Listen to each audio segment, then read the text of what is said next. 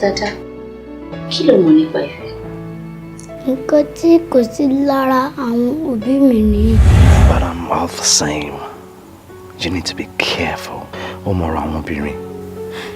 I love you and you know it. I love you. I want you to forget all about me. Ṣé wá rí níyì fúnra rẹ̀ gan-an? Ẹkùn ni. Mi ò go on with the wedding plans for now.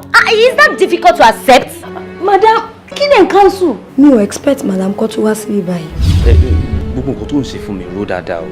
Ohunkóhun tó ń ṣẹlẹ̀ sí ẹ, ìlérí ayé kan ni. Really?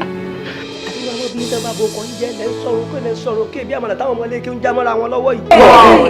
Nǹkan tí mo bí yín kọ́ ni. Mọ̀súrù àbí kílẹ̀ tó náà. Ǹjẹ́ ẹ lè sọ fún wa ìdí abájọ tẹ́ ṣe pàdé gangan lọ́jọ́ yẹn? I'm beginning to suspect Kọ́lá. Childhood friends ni wá. In fact, àti dàbí ọmọ ìyá ni. Torí níyì, there was a cancel wedding that he planned for the past 1 year. For God's sake, Níyì is your ex. Báwo ló ṣe máa sọ pé ká dá wedding dúró? I cannot wait for you to become my wife. Mo ti sọ fún ẹ pé kò possible. You had your time. Ó fi tafàlà.